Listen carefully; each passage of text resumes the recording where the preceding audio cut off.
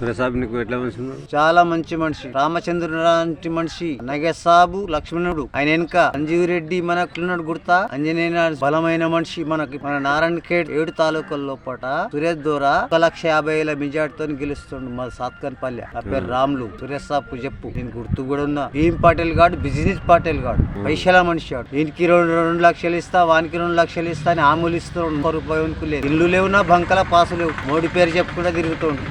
Vote deposit పోతుంది. గుర్తుందా? సురేష్ సాబు రాజు సురేష్ సాబ్ అంతా మంచోడు, నగేష్ సాబ్ అంతా మంచోడు, సంజీవ్ రెడ్డి అంతా మంచోడు. మనకి 100 మంది కుటుంబం ఉన్నది. అంత మంచి కుటుంబం నారాయణకెళ్ళ ఉందా? వాళ్ళు 10 ఏళ్ళు పరిపాలన కేసీఆర్ చేస్తే ఒక్కలకన్నా ఏమని అన్నారు? నారాయణకెళ్ళ బజార్ లేపేస్తే కూడా కుయ్యి పటకల్లేరు, కేసులు పెట్టుకున్నారు. చేసిరు 20-50 ఏళ్ళ దండు పడ్డది మాకు. భూపాల్ రెడ్డి లేపిరా. సురేష్ శెట్కార్ మన మనిషి, రామచంద్ర లాంటి మనిషి, అయిన మనిషి, ప్రజల మనిషి.